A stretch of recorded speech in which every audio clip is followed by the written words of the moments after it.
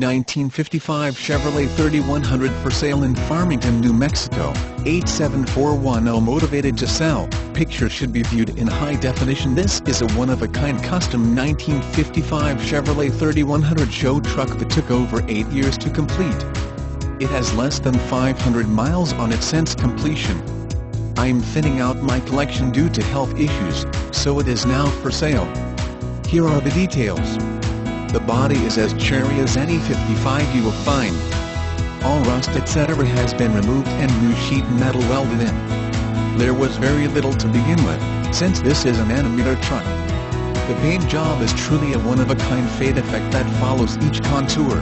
Horizontal surfaces are black, vertical is light blue metallic, with transition colors of darker and lighter blue in between on each curve, and this is done over all contours in all areas.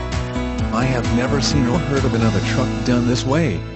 The motor is a professionally built and balanced 454 with ported heads, stainless headers, the best ignition system, and a blueprinted quadra-jet carb. It starts with one flick of the key and yes, it will haze the 35 tires. It runs as good as it looks.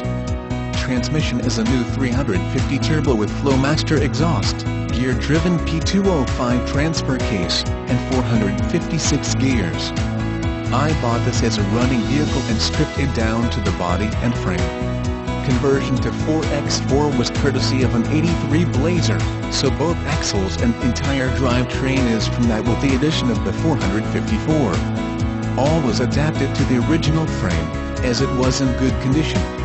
It has both a straight blade cooling fan as well as a pusher electric fan in front of the radiator. This truck has power steering, power brakes with a dual reservoir master cylinder, power steering with telescopic steering wheel, air conditioning, electric windows, 3-point retractable seat belts, and 6-way electric bucket seats and console. Stereo is a Kenwood model KDC MP4032 stereo with Kenwood amp, and 8 Rockford Fosgate subwoofer, and 2 Roadmaster 6x9 speakers. Wheels are directional 15x10 and tires are almost unused as you can see. The large rear window is very desirable as you know, but there is no protection in the event of a rollover. It would crush anyone inside because the pillars are so small. No one thought of this in 1955, so I modified the bed for safety as well as for style. You will notice the bed rails are actually 2x4 square tubing and there is 14-gauge steel braked over them that forms the custom-made bed sides. The bed itself is 1/8 steel plate with a stainless gas tank mounted between the frame rails under the truck. The custom roll bar is 3/16 steel that bolts to the frame through the bed. In the event of a rollover, anyone inside is completely safe. The entire bed is designed to act as a roll cage to protect anyone in the cab.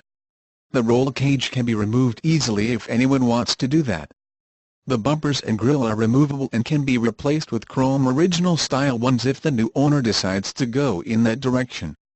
There is space to mount a winch on the front if anyone wants to put one there.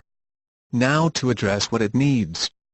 This truck has been sitting for several years and has been driven very little except to show it off. It could use a buff job on the paint to make it a complete knockout show winner, but most people would consider it a knockout as is. The tires are out of round and balance from sitting so long, but they have no miles on them. I've had this problem before, and usually they do round out after being driven a while with low air pressure. It would be fine to drive around town or go to the car show with as it is, but will have a bounce at highway speed at least for the first 150 miles or so. Some of the gauges are not working as they should. They are new and do have the correct sending units, so I'm not sure why they are not working properly. They are US made by Westach and can be sent in for repair if needed. They can also be replaced, but one or the other may need done. Beyond those things, this truck needs nothing as far as I am aware.